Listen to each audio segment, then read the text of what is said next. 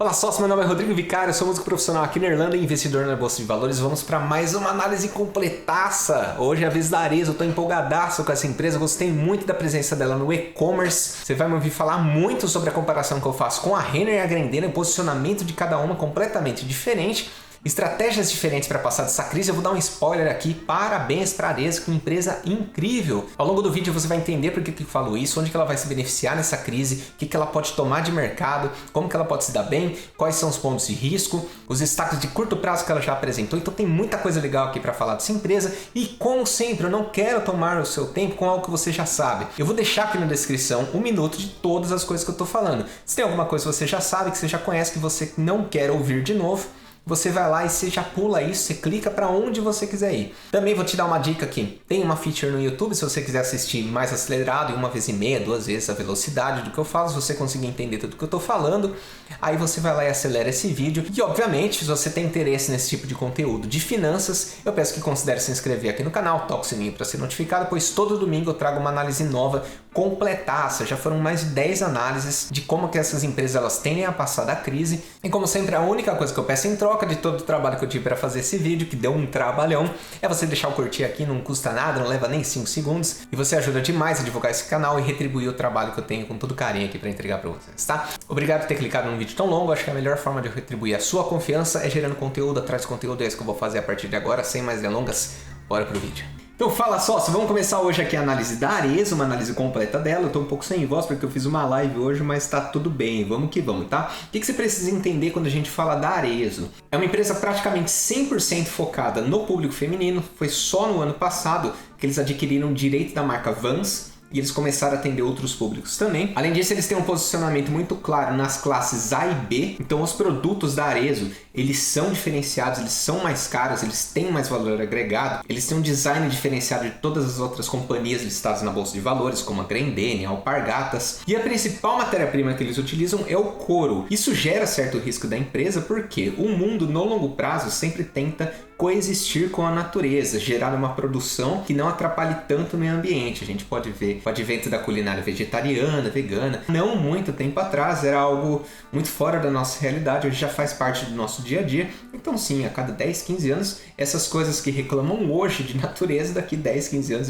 elas tendem a se tornar mais cotidianas com a gente. Claro que às vezes a gente dá um passo para trás, né? Mas com certeza é algo que a Arezzo ela tem que se preocupar em criar um couro, em criar um modelo que não agrida a natureza. E ela já vem trabalhando nisso, desenvolvendo um material que não atrapalhe o design, a característica da empresa em si. Como exemplo, né, parece que é coisa boba isso que eu estou falando do couro.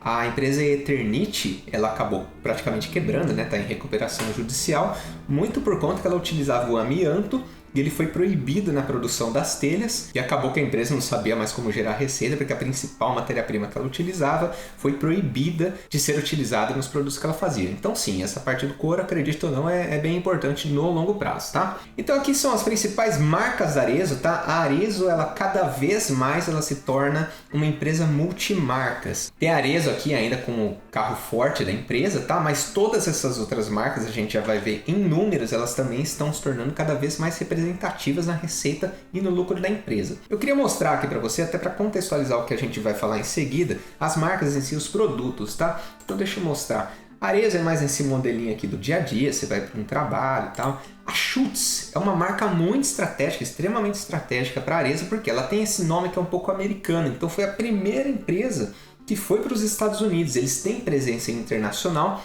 e com essa marca Schutz, que é fácil de falar, né? Fácil para o americano falar, eles acabaram entrando no mercado. Eles têm até franquia em Nova York. Alexandre Birman, esse aqui é onde tem o maior valor agregado, tá? Pensou nessa marca, são produtos assim de $1.500 o sapato. Por sinal, por curiosidade, tá? Eu pesquisei aqui, fiz questão de pesquisar. Que é o mesmo sapato que ela vende no Brasil por 500 ou R$1.000, ela vende no exterior por $1.500. Vans é conhecida, eles compraram o direito da marca, assim como a Centauro comprou o direito da marca Nike. Você não viu a análise da Centauro, vou deixar aqui em cima, completinha, tá? Eles compram o direito da marca, por exemplo, por uma concessão de 5, 10, 15 anos, eles pagam o valor por isso. Todo mundo que vender Vans no Brasil vai pagar uma comissãozinha para a Arezzo. Isso é muito importante na posição estratégica, porque se você olhar da primeira até a sexta marca aqui que eu mostrei para vocês, é 100% focada no público feminino, mas com a Vans, ela está dizendo ao mercado que ela quer focar em todos os públicos, ela quer expandir. Vamos aqui para a visão geral da companhia. Interessantíssimo isso, você vê que eles fabricam aqui quase 15 milhões de pares por ano e eles entraram também no ramo de bolsa. Quem vende mais bolsa é a Arezzo. Quando a gente chegar nos resultados, você vai ver que a Arezzo ela meio que deu uma estacionada, só a marca Arezzo, tá? Tô excluindo as outras 6. Ela meio que estacionou em termos de receita, de lucro, então ela começou a diversificar dentro da própria marca. E por ter várias marcas dentro do grupo, acaba que as outras marcas estão crescendo, enquanto a Arezzo está parada, não tem problema, elas vão impulsionando a empresa para gerar um ótimo resultado para nós, investidores. Então, mais de 3 mil pontos de venda e aqui, ó, líder em market share nas classes A e B. São as classes de maior poder aquisitivo. Outra coisa importantíssima você entender sobre a Arezzo é que eles estão deixando as lojas próprias e o foco deles é em franquias. Então, principalmente quando eles abriram o capital na bolsa, injetaram dinheiro, foi justamente para acelerar esse processo de franquias, tá? Vendendo muito certo, eles recebem prêmio desde 2004 como os melhores franqueadores do Brasil. Então, aqui um pouco da história, ela foi fundada aqui em 1972 pelo Anderson Birman e hoje quem toca a empresa é o Alexandre Birman. Então, você vê que é uma empresa familiar, às vezes isso não é tão bom, mas no caso deles eu acho bom porque eles têm uma posição muito relevante na empresa, então eles têm o tal do skin in the game, né? Eles têm a pele em jogo, mas se acontecer alguma coisa com a Arezzo, eles sofrem, então é de muito interesse da própria família que dê certo esse negócio. E aqui é interessante entender que em 80 eles começaram um modelo verticalizado. O que é a verticalização? Pega a matéria-prima, transforma em produto, leva até o ponto de venda e venda. Eu faço toda a cadeia. E na década de 90 eles meio que voltaram atrás. Eles resolveram terceirizar a maior parte da produção. Para quê? Para focar na pesquisa e desenvolvimento para gerar calçados diferenciados no mercado. Então eles mudaram completamente o jeito que eles estavam trabalhando e eles começaram aqui a expandir as franquias. E foi na década de 2000 que eles lançaram algumas marcas como Alexandre Birman e desde 2011, quando eles abriram capital na bolsa, eles começaram com uma expansão internacional, então já lançaram alguns nomes aí que poderiam também ser utilizados internacionalmente no futuro, como a Fever e a Almi. Quando você tem uma diversidade de público que você consegue atender, você fica mais resiliente a crises como essa que a gente está passando. Então a marca Arezzo, ela atende um público geral de 16 a 60 anos, a Schutz é mais focada de 18 a 40, a Ana Capri 12 a 60, não vou ficar passando aqui uma por uma, tá? Mas só para vocês verem que ela tem aqui um foco de 15 a 30 anos, outro foco aqui de 16 a 24, de 30 a 60, então ela está bem segmentada para todo tipo de público, de forma que se proteja a longo prazo. Além disso, a classe A e B, ela é normalmente a que menos sofre na crise. A crise está acontecendo, quem que mais prejudica? Pequeno empresário, o funcionário. Não se prejudica tanto quem está na classe A e B, que está ganhando 50 mil reais por mês, está numa posição de diretoria, se for mandado embora, a pessoa ainda tem um patrimônio de milhões, né? Então, um rico dificilmente deixa de ser rico. Aquele rico que construiu sua riqueza, né? Não aquele que herdou, o rico ele dificilmente deixa de ser rico, então é uma classe resiliente também para que eles atendam. E aqui uma das partes mais importantes da análise, que é justamente a presença dela muito em franquia, como eu tinha comentado para vocês, em mais de 250 cidades, então ela tem presença nacional e internacional, e eles desfocaram, né? Eles desfocaram das lojas próprias, eles possuem somente 44 lojas próprias e 2.646 clientes multimarcas. Clientes multimarcas é basicamente quando você vai numa loja e tem vários modelos, tem várias marcas sendo vendidas lá. Isso na visão do empresário, na visão da Arezzo, é extremamente benéfico porque ela consegue lançar alguns calçados, algumas marcas lá e sentir o mercado daquela determinada região. Além de dar uma presença gigantesca. Você vê que tem aqui 2.600 cidades praticamente. Então, franquias corresponde a 43%, lojas próprias 12%. E o mais importante nesse momento, web commerce, a gente já vai falar muito do web commerce. Aqui para corroborar com o que eu disse, né, da parte online, a gente já vai focar muito mais nisso, tá? Mas eu fiz questão, pessoalmente eu fui lá e chequei as marcas da Arezzo no Instagram. Eles têm 12 milhões de seguidores mesmo. Acho que é 5 milhões, 6 milhões da Arezzo, 5 milhões a Schutz. Você vai na Via Varejo, tem 15 mil seguidores. Você vê que eles estão engatinhando, estão começando a pensar no universo online. Já a Magazine Luiza está extremamente bem posicionada no universo online. Eles têm 4 milhões de seguidores, mas assim, a comunicação com o cliente que eles têm é fora de série, muito boa, muito boa. Mas a Arezzo não fica para trás, ela está bem posicionada só que no nicho dela. Então vamos falar um pouco de números aqui. A Arezzo representando 48% do faturamento, a Schutz em 31% e as demais complementando. Então você pode ver que a Schutz ela tem um papel extremamente importante no grupo Arezzo. E só, eu queria trazer aqui um pouco para vocês as coisas que eles realizaram no começo dessa crise, tá? Então se você olhar aqui, primeiro call com franqueados, segundo, terceiro, quarto, você vai chegar à conclusão que de 2 a 3 vezes por semana eles fazem um call com os franqueados. Então por que é importante eles cuidarem dos franqueados desse jeito, né? Diferente da Lojas Renner, a Lojas Renner ela assume toda a bucha. Ela fecha a loja, ela para de receitar, ela tem que pagar os funcionários, ela não tem asset light, ela não tem esse modelo porque é bem complexo o modelo de lojas dela. Então a Lojas Renner ela assume com toda essa parte. Além disso, a Lojas Renner também tem que arcar com possíveis calotes que ela possa tomar dos clientes que ela concedeu crédito. Ela foi lá, você pode me pagar em 10, 12 vezes. Alguns clientes vão deixar de pagar por causa da crise e ela já assumiu isso também no prejuízo dela. Então a Lojas Renner está sofrendo demais. A característica da Lojas Renner é de ter um varejo muito forte. Já a Grendene é de ter uma produção industrial muito forte. Já a Arezzo são as vendas com franqueados. Aí você pensa, cara, se o franqueado falir, a Arezzo está de boa, né? Ela não tem que arcar com esse prejuízo. Fato, ela não arca com o prejuízo, mas no momento que um franqueado ele vai à falência, ela também não receita, então ela tem que cuidar muito bem dos franqueados. Mas a gente vai ver que eles ainda têm tido resultados excelentes mesmo durante a crise, por conta de estarem preparados no e-commerce. Então aqui as medidas que eles tomaram aqui com os franqueados e fornecedores, postergação de pagamentos de royalties e por aí vai. O negócio de caixa, branding, é aquela parte muito legal. Eu particularmente gosto muito de ver isso, né? Que é a atuação social, muito bom ver todas as empresas ajudando nesse momento. Você vê que a iniciativa privada está ajudando demais, você vê os números do Itaú, dos bancos em geral, da Ambev. Nem pensaram duas vezes, simplesmente criaram ótimas campanhas aí para ajudar. A própria Renner, mesmo sofrendo demais nesse período, ela foi lá e conseguiu ajudar bastante também. Aceleração dos canais digitais e foco do Dia das Mães. Eles venderam demais no Dia das Mães. Esses números são assustadores. Tivemos dias com 10 vezes o faturamento médio diário pré-crise.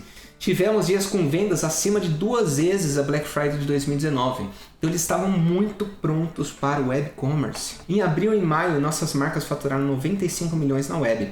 214 milhões foi em todo o ano de 2019. Então quando a gente começar a fazer aquele estudo de como que a Arezzo vai passar em termos de números, eu já vou considerar aqui que pelo menos 500 milhões vai vir do e-commerce. Se abril e maio eles conseguiram aqui 100 milhões, isso vezes 6 daria 600, desconta alguns meses que eles não vão conseguir performar também, eu vou estimar 500 milhões de faturamento. Numa empresa que fatura anualmente uma média de 1,5, 1,6 bilhões. Eles já estão conseguindo aqui na casa de 500 milhões no ano só no e-commerce. Então aqui alguns meios que eles criaram, tá, para vender. Então completamente omnichannel aqui, retira na loja, prateleira infinita. Prateleira infinita você chega lá, gostei desse modelo e tal, mas eu queria numa outra cor, num outro tamanho.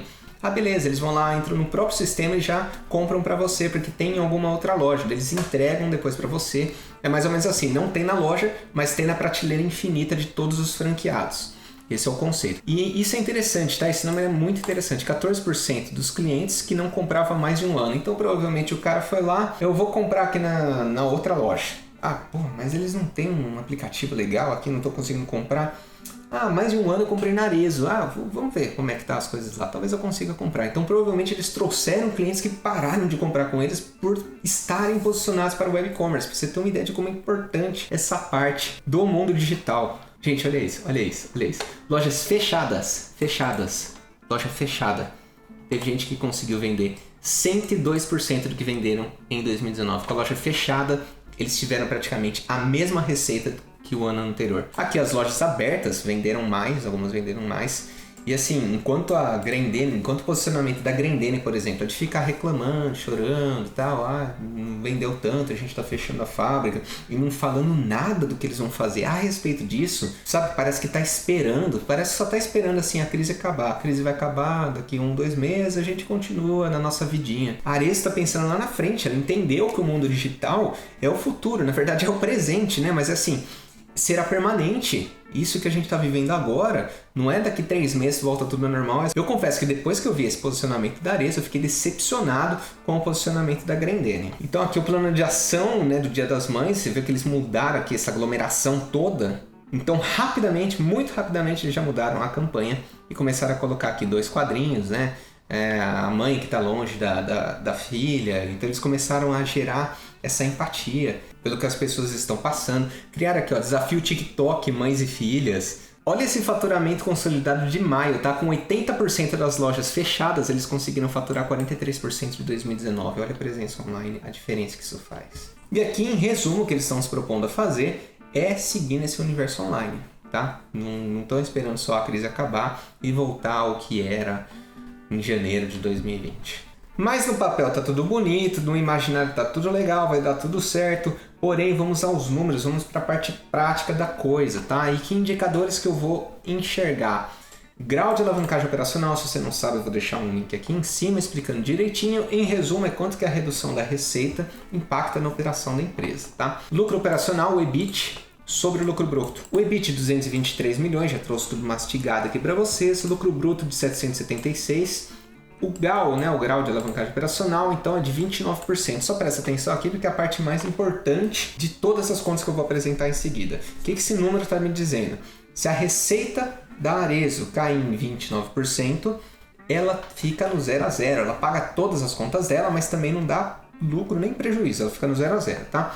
Então, quanto que foi a receita líquida dela em 2019? Por que eu peguei 2019? Para facilitar os cálculos, porque a gente tem um ano cheio e esse indicador é um indicador percentual, então é mais para a gente ter uma ideia em grandes números do que pode acontecer, tá? Receita líquida de 2019, 1,6 bi, vezes 0,71, que é a mesma coisa de eu tirar 29%. Esse número está me dizendo o seguinte: se em 2020 ela faturar 1,1, ela vai ficar no 0 a 0, não dá lucro nem prejuízo. A análise de dívida e caixa está tranquilo, tá? Ela não tem dívida, ela tem 619 milhões em caixa, 616 em dívida. E essas dívidas elas também são a longo prazo, ou seja, o caixa líquido agora que ela pode pagar as dívidas de curto prazo tranquilamente. Por ser uma empresa que está listada no novo mercado, tem uma boa reputação, ela consegue crédito no mercado, ela consegue talvez ótimas taxas também. Então ela consegue tomar dívida agora para sobreviver nesse momento do mercado. Bom, o cenário horrível aqui para a Arezzo, que é um cenário que eu pinto baseado numa estimativa que pode acontecer com a receita dela, foi o seguinte: por 6 meses, reduz aqui 40% na receita. Por quê? Porque por um período as lojas estão fechadas, então ela não consegue receitar por lá. Do outro lado, ela tem uma receita no web commerce. Então eu estimei aqui que por 6 meses vai cair 40% da receita dela. E por outros 6 meses as coisas elas voltam um pouquinho ao normal. Só que não tão normal, porque a gente vai estar possivelmente ainda numa fase de recessão, o pessoal segurando os custos, né?